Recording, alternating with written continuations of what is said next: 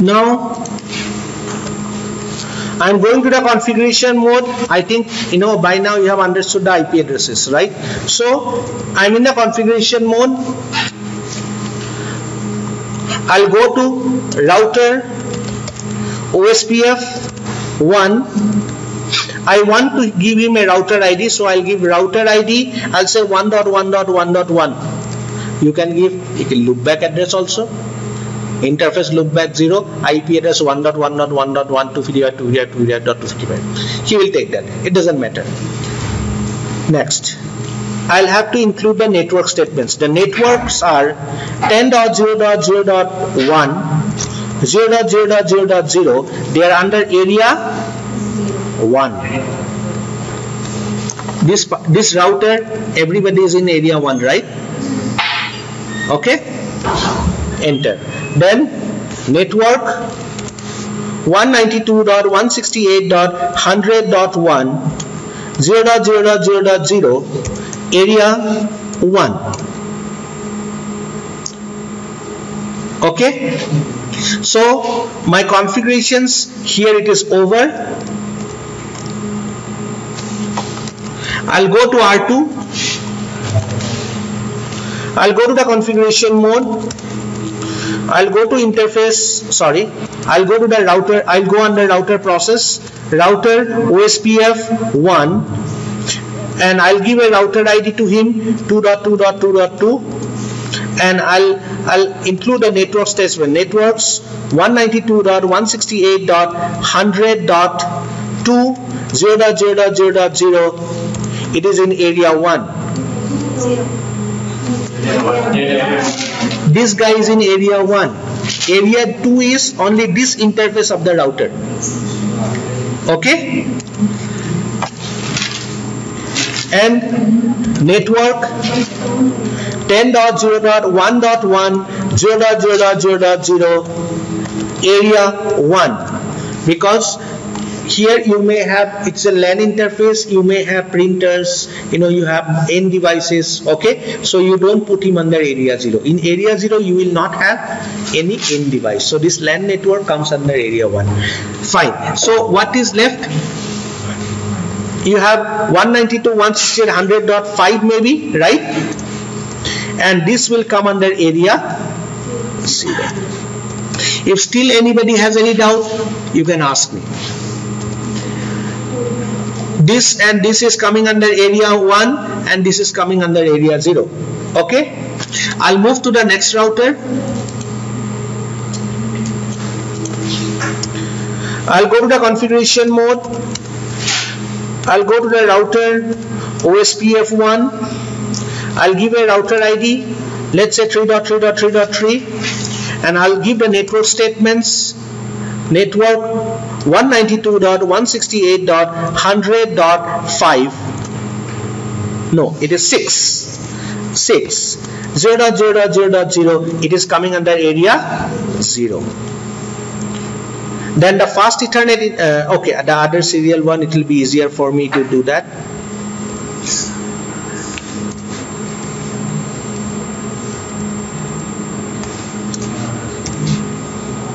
So the other one which is connected to R4, he is coming under area 2. Okay, that's why I have done that. And the network 10.0.2.1 0.0.0.0, it is area 2. Fine. My configurations here, it is over. I'll go to R4 now. I'll go to the configuration mode. I'll go to the router OSPF1. I'll give a router ID of 4.4.4.4 and the network statements, network 192.168.100.10 0.0.0.0. I think it's area 2. And this particular interface, so it is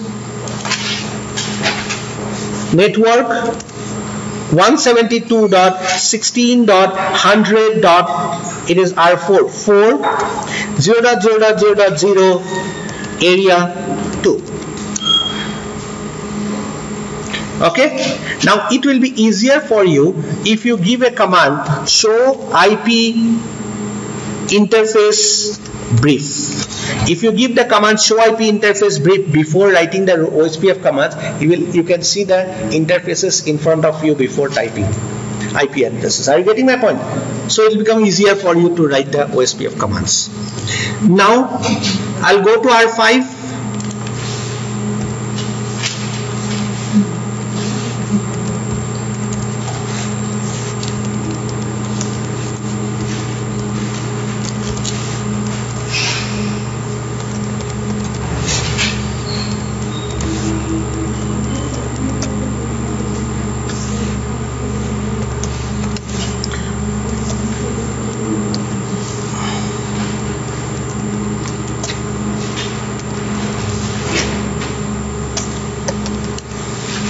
And the entire thing is coming under area 2. Fine. This is coming under area 2.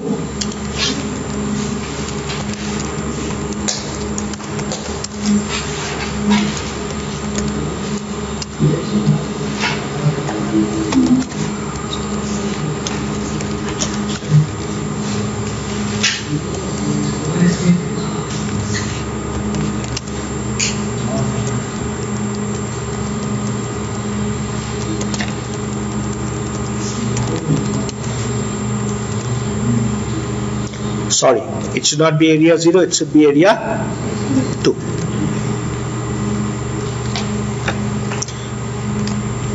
Now my configurations here are over. Let us go to R1. Let us go to R1 first.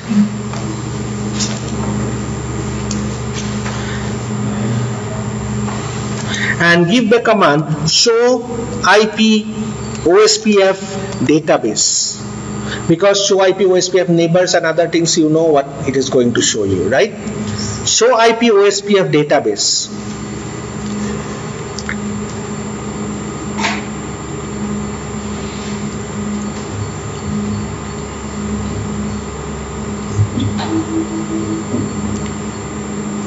The first one is the router link states. Okay, this is called as LSA type 1. This is called as LSA type 1.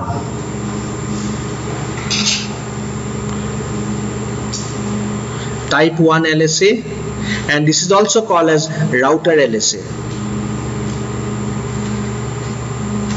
And you will find that it will contain the information about the links or the networks within the area.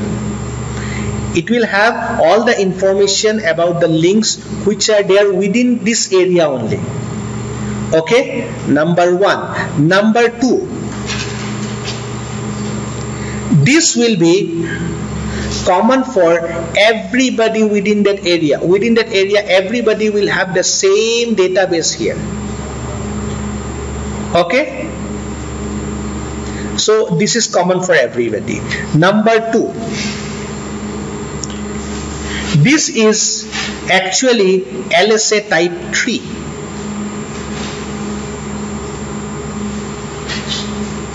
This is LSA type 3, or it is called as summary LSA. Okay, one thing you will notice here, that whatever links it is defining or whatever networks it is defining, none of these networks or links are in this area. If you look at it properly, none of the links are in this area. Look at 100.4. 100.4 is area 0, right?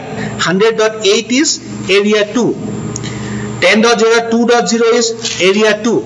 And 172.16.100.0 is in area 2. And who is advertising them? R2. Basically, it is being advertised by R2. That's why actually I took this type of router IDs. Now, who is R2? R2 is ABR. Can you notice this? This is ABR. It's an area border router. One interface is in area 0 and one interface is in a regular area. Correct? And what he is doing, he is actually informing area 1 routers, in this case only R1, he is informing area 1 routers about all the links which are there outside the area. All the links which are there outside the area.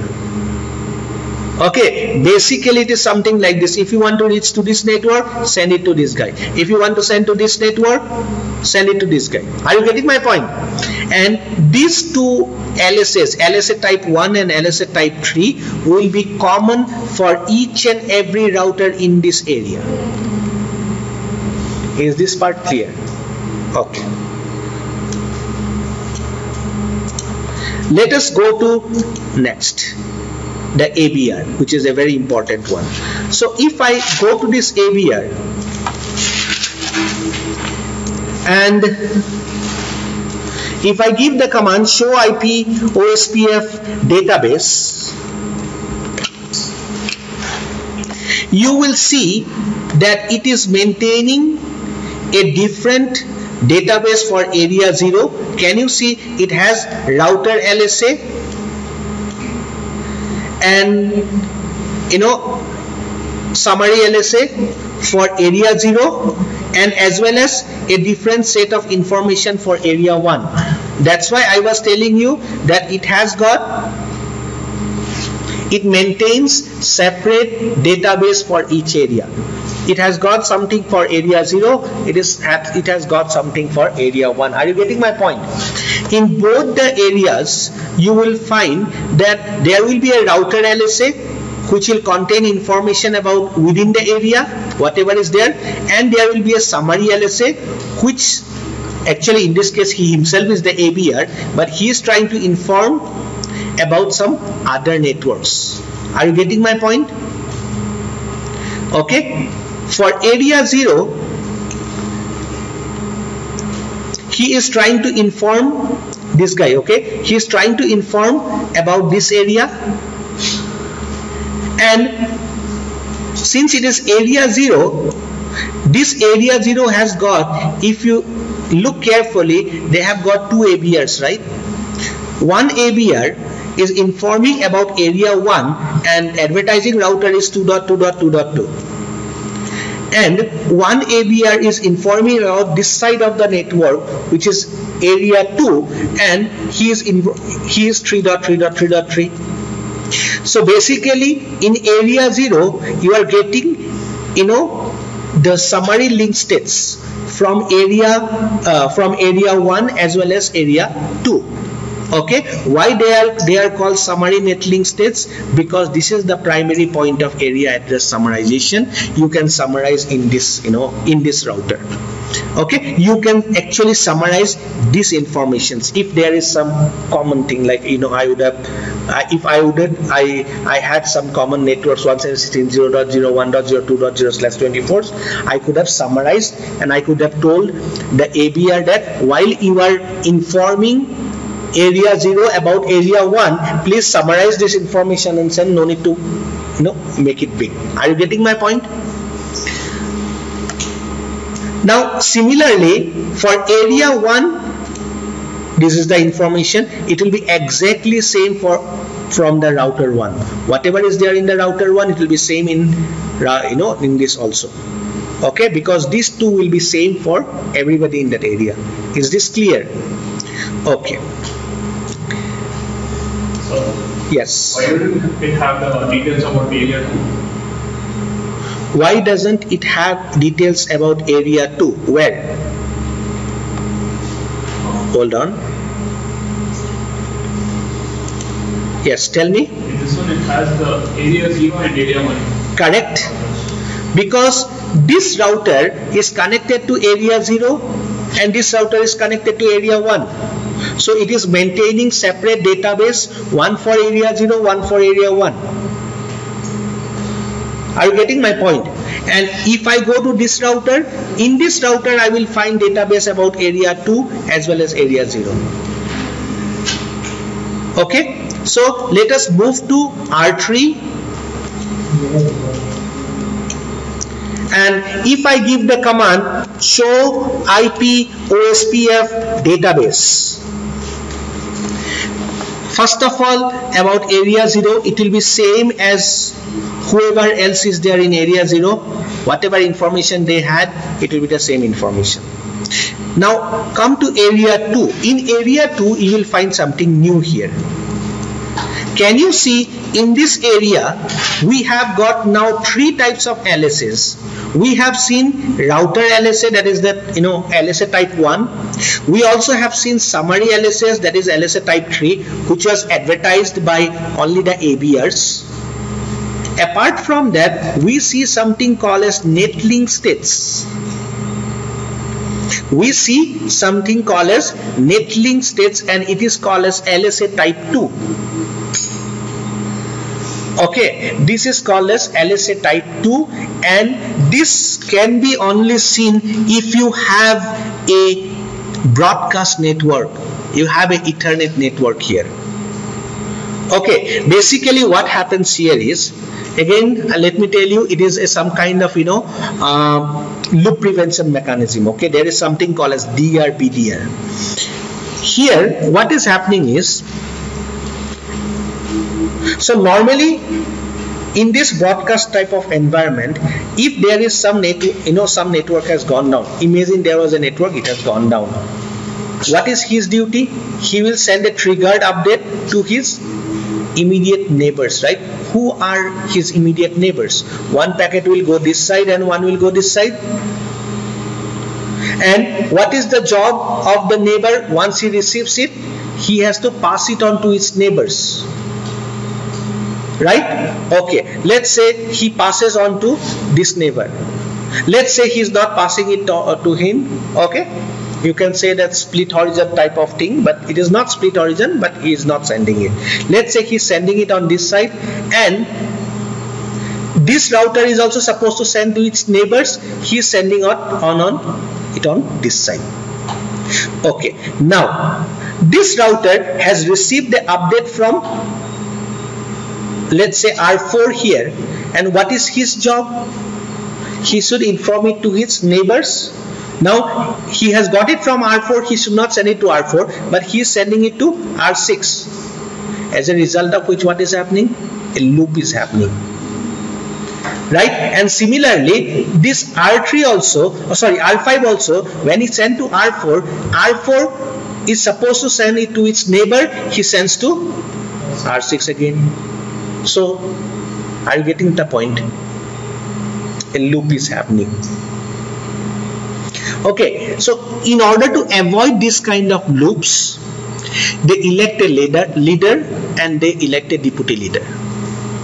Okay, so what this leader is doing, they will elect a leader among themselves whenever they are actually forming adjacency. OSPF adjacency, neighbor adjacency, when they are forming, there is something called as DR BDR election.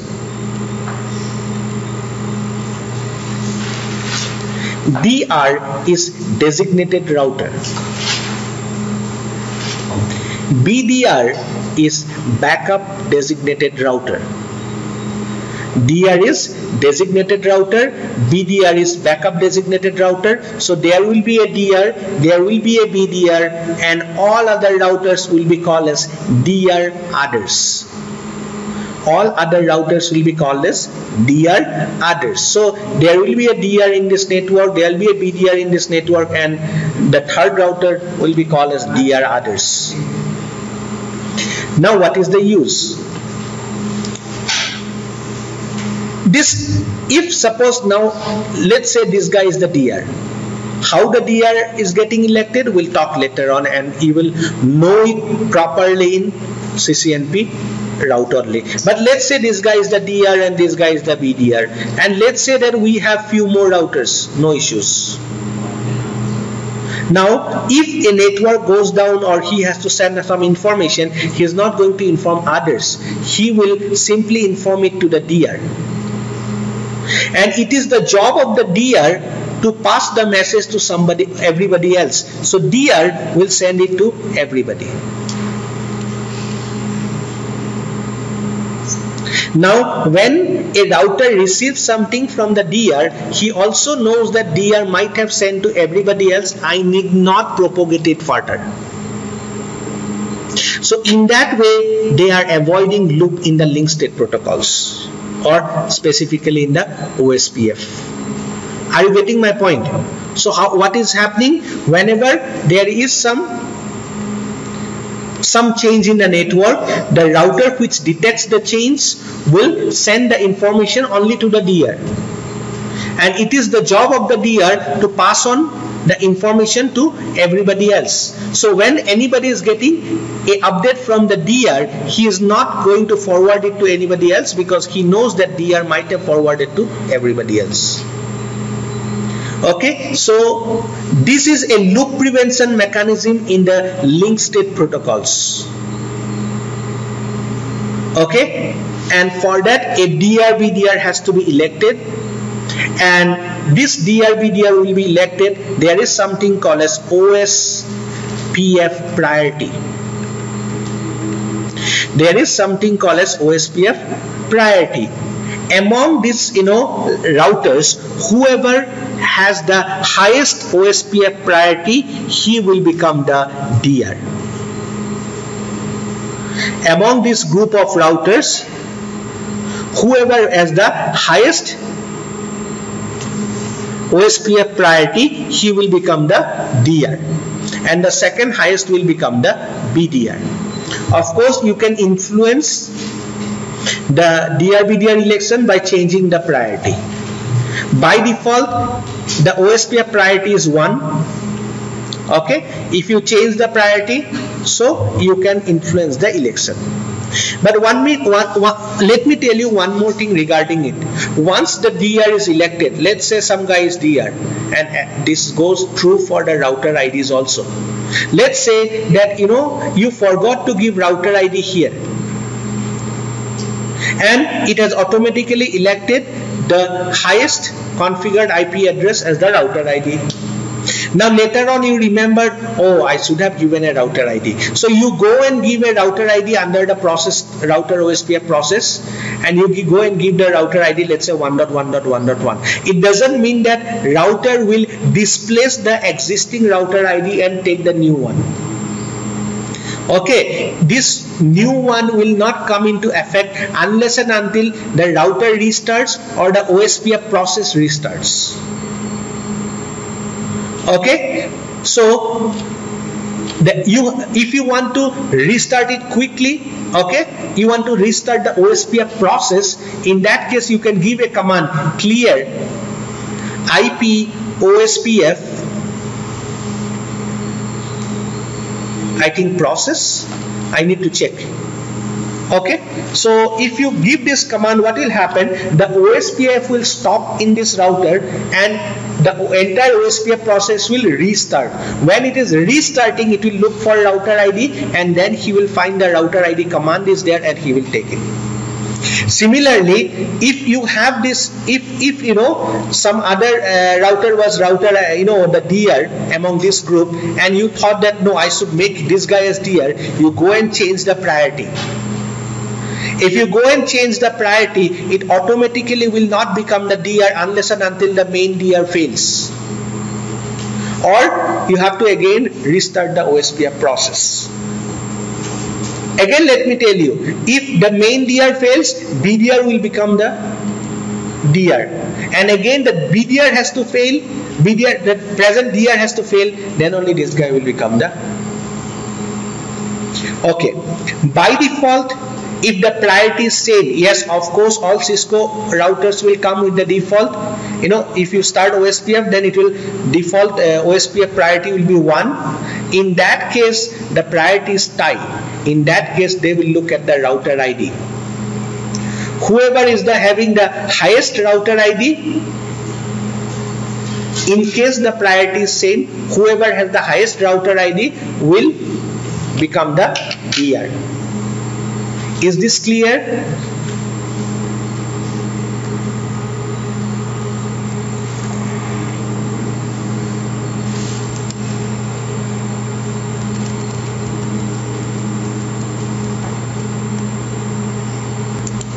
Before the break, I was explaining you about the DR-BDR election. This DR-BDR is clear to you a little bit, because there will be a CCNA, in the CCNA they will ask you a question. Okay, in the DR-BDR elections, who becomes the DR? Okay, so highest priority. If the priority is same, in that case, whoever has the highest router ID. Okay, but practically I have seen you have suppose 3 routers here, and of course you are the only person who is configuring. Then of course you will start configuring one router, then the other router, then the third router.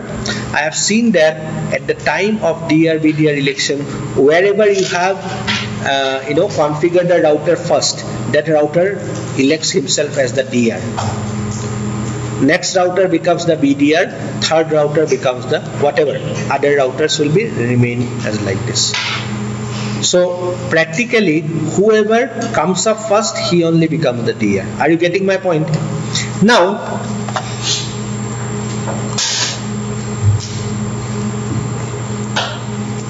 so in this router, we are talking about in this router, and if I give the command show IP OSPF database now, you will see for area 2 there is a netlink states. Okay, this is LSA type 2. This LSA is actually informing about that broadcast network, and who advertises this? It is advertised by the DR of the network. It will be advertised by the DR of the network, and like the router LSAs which never crosses the area boundary.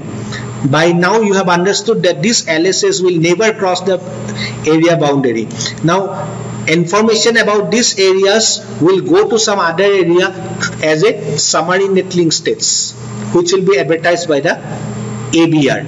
Similarly, this particular LSA also will never cross the area boundary. If you go to some other area, you will be able to see this, but it will be advertised by the ABR. If you come here and if you give show IP OSPF database, you will see that 172.16.100.0 network is there, but it is being advertised by the ABR. Okay, these are the 3 LSAs which you have. Apart from that, you get lots of other LSAs. LSA type 4, LSA type 5, okay, LSA type 7. I will not go into LSA type 7. I will just show you what is LSA type 5. Now, suppose I have got one more router here,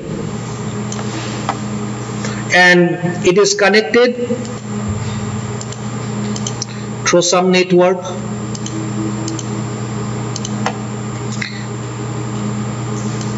Did I connect it wrongly? Maybe.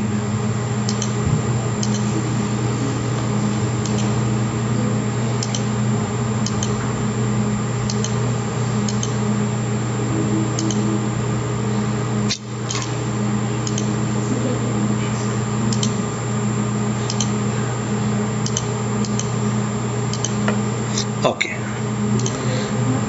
Now I will give some different IP address here. Let's say I'm using 15.0.0.0/30, and I will use a loopback address here just to create some network. I'll create a loopback address as maybe 13./24. This is a dummy network I am creating in this particular router, and let's say this is I will give the name as external router.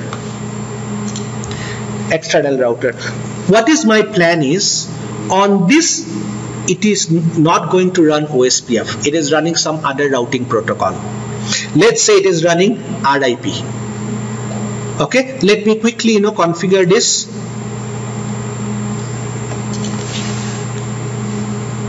No, it will be little complicated here.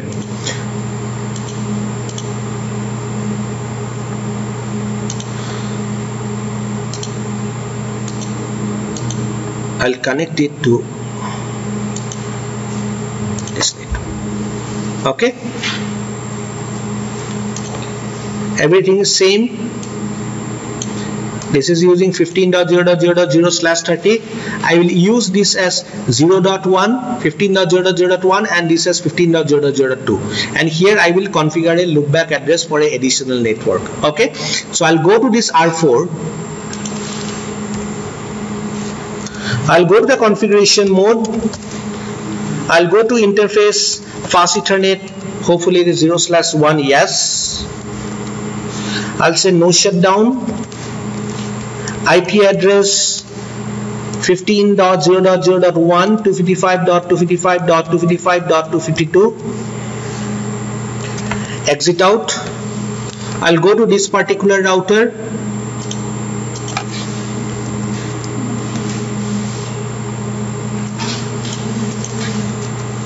I'll name him as external router only. Okay, I'll go to the configuration mode. I'll give the host name as rexternal, and I'll go to interface fast Ethernet 0/0. I'll say no shutdown. IP address 15.0.0.2.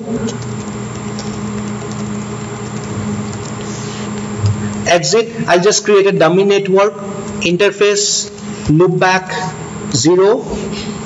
IP address 13.0.0.1, 255.255.255.0. Okay, I've just created a dummy network here. Now I'll start RIP. I'll start RIP on this. I'll go to the configuration mode again. I'll say router RIP. Let's say version 2. Let's say no auto summary. Network 13.0.0.0. You cannot give wildcard mask. Network 15.0.0.0. Done. Okay. You can just verify show IP protocols. It will tell you it is running routing, protocol RIP, and it is routing for the networks 13 and 15. It is automatically taking it as class full. Okay, now I'll go to R4 again, and here I have to start RIP. I'll go to I'm in the configuration mode. I'll say router RIP version 2, no auto summary, network 15.0.0.0. Done. Now if I look at this router, if I say show IP route,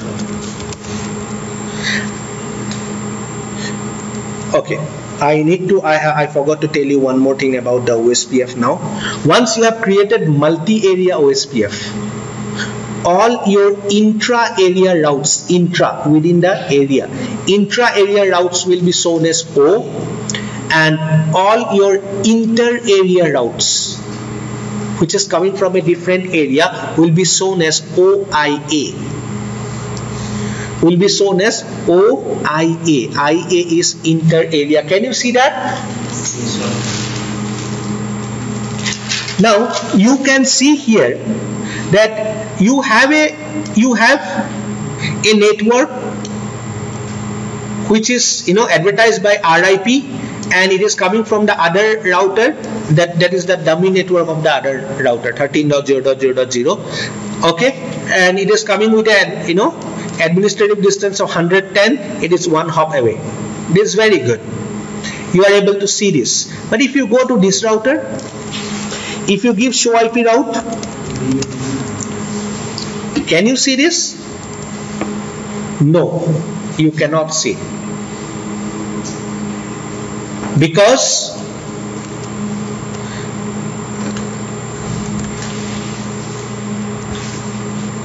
between them they were running RIP, and this side it is running OSPF. This router is running OSPF. He is getting some information from OSPF. He is getting some information from RIP. So he knows about this networks also, this network also. Very good. But what about this router, this router, this router, or these routers and these routers?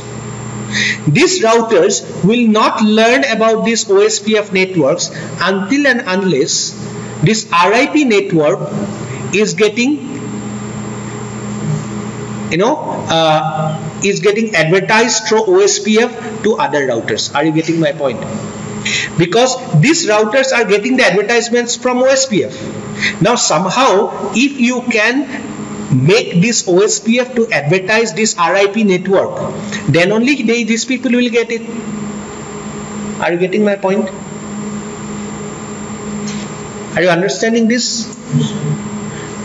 Our RIP network has to be advertised by the OSPF, then only, and this will be done in this router, and this process is called as redistribution. This is not there in your syllabus, just to show you the LSA. Okay, so this is called as redistribution, where I redistribute the RIP, whatever networks I have learned through RIP into OSPF, and OSPF networks into RIP. Then only this router will be able to learn about all these networks and send packets to those networks. And this router will learn about these networks and he can send packet to this network. Without redistribution, this router will not know that there is a network called 13.0, and he will never be able to send the packet. Okay, so I will be doing redistribution. Where I will be doing redistribution? R4. Now what is R4 then? R4 will be called as ASBR. It is Autonomous System Boundary Router. What is Autonomous System Boundary Router? Which is out of this OSPF. If on this side something else is there, that is called as ASBR. Okay, ABR is Area Border Router. ASBR is Autonomous System Border Router. Is this clear? Okay, let me do the redistribution now. For that, I am going to my R4, and if you give the command show IP protocols, you will be able to see that there are two routing protocols which are running. One is RIP and one is OSPF. Okay, and you can see something, it is not redistributing. RIP is redistributing RIP only. It is not redistributing any other external protocol networks. And here also, no, here you are not getting that information. You will get it in a different way. What I will do now, I'll go to configuration mode. I'll go to router RIP. I'm getting under RIP process, and I will say redistribute. Inside RIP, what I'm redistributing? I'll be redistributing OSPF. So inside RIP, I'll be redistributing OSPF. Inside OSPF, I'll be redistributing RIP. So redistribute OSPF. What is the process ID of OSPF? OSPF 1. And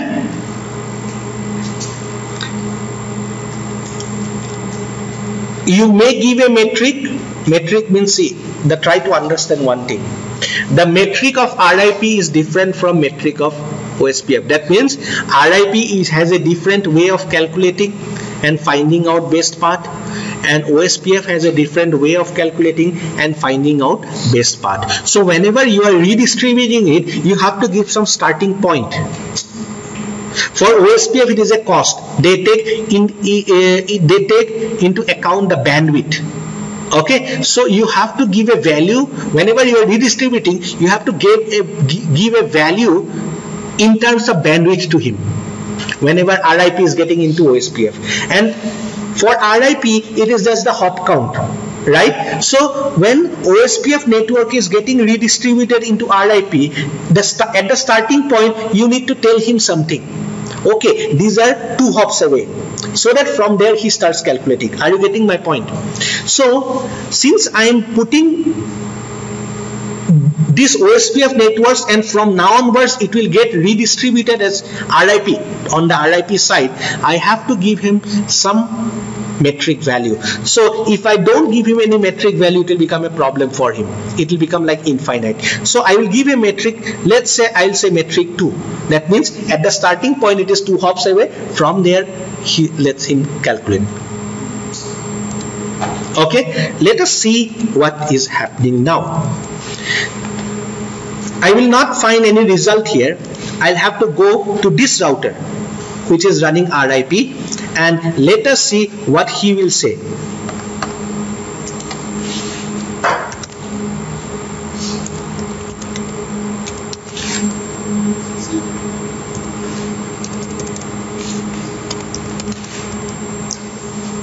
Look here. All those networks are getting redistributed. 10.0 network is a OSPF R1, right? All these networks are getting redistributed as RIP networks now. Are you getting my point? Earlier it was not possible. Just because I have inserted the OSPF network into RIP, now from there it is redistributed as, you know, RIP networks. And can you see the hop count is 2 or the metric is 2?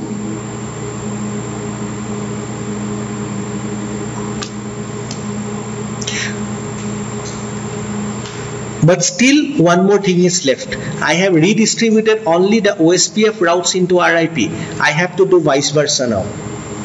I have to redistribute RIP routes into OSPF. Otherwise, if my PC, this guy knows how to send a packet to 10.0 network, but when he sends that 10.0 network has to reply, right? They will not know where is the address. So for that, again I'll go to R4, and this time I'll go to the configuration mode, and I'll go to router OSPF 1. I'm getting into OSPF now, and I will redistribute the, and whenever you are redistributing RIP or EIGRP, both are distance vector protocols, into OSPF, you have to include something called as subnets. If you are not giving a metric, by default they take a metric of 20. If you are not giving a metric, by default they will take a metric of 20. Leave it like that only. Okay, done.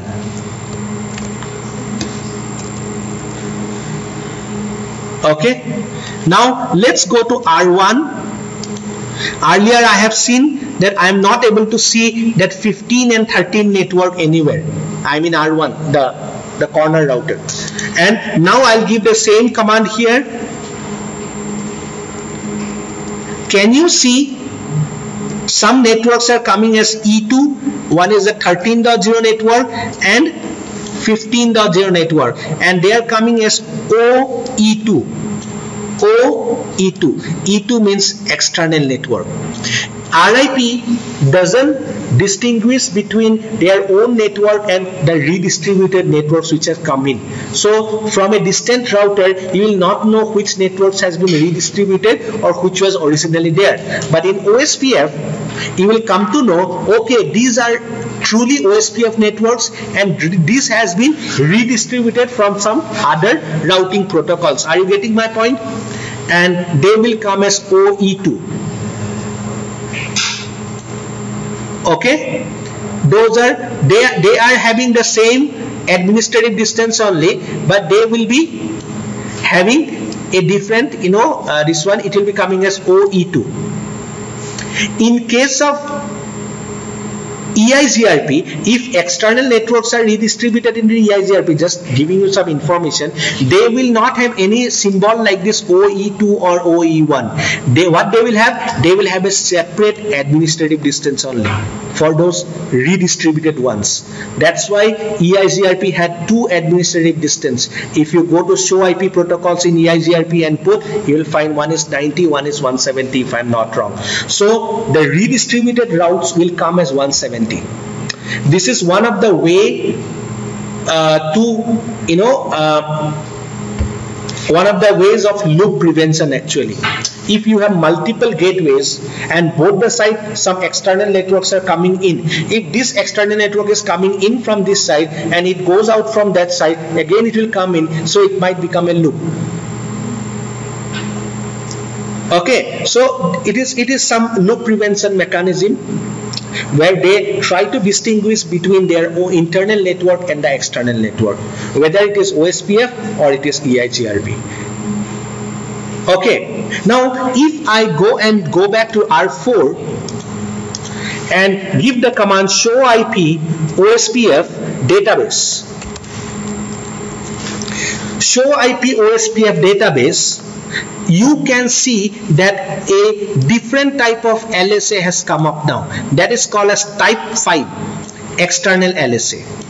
This is type 5 external LSA, and it is talking about the external networks which are available and who is advertising them. It is being advertised by ASBR. It's just telling if you want to send a packet to that particular network, send it to me, something like this. Are you getting my point? I am the originating one. Okay, you can see this in any of the routers within the area. You can see this in any of the routers within the area. If you give the command show IP OSPF database, you will find type 5 LSA.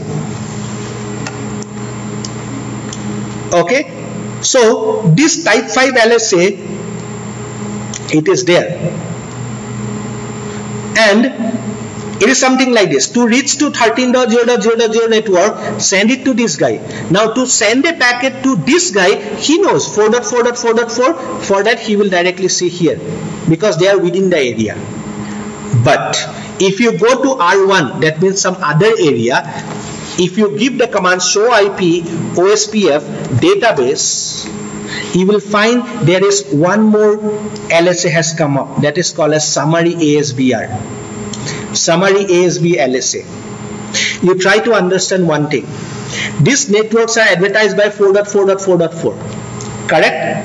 He is the ASBR. He is in area 2. Area 2, everybody knows who is 4.4.4.4. They want to send a packet to 4.4. They want to send a packet to 13. That means external network. They will send it to their, he's like their friend within the same area, to the 4.4.4.4. Fine. But if there is some external area, that means I am going to area 1. Area 1 router, he wants to send a packet to 13.0.0.0. And he is getting an external LSA saying that 13.0.0.0, if you want to send a packet, you need to send a packet to 4.4.4.4. Now, he is in different area. He is in different area. He doesn't have the detailed information where is 4.4.4.4. So, there is a special type of summary ASBR LSA which points to the direction of 4.4.4.4, which will tell the other area routers where is actually 4.4.4.4, and this is advertised by the ABR of that particular area. You need not go deep into that. Okay, just to show you different kinds of LSAs. There are far more LSAs, there are other LSAs also. We will not go deep into that. This is enough in the CCNA. Okay, so other than that, you have type 7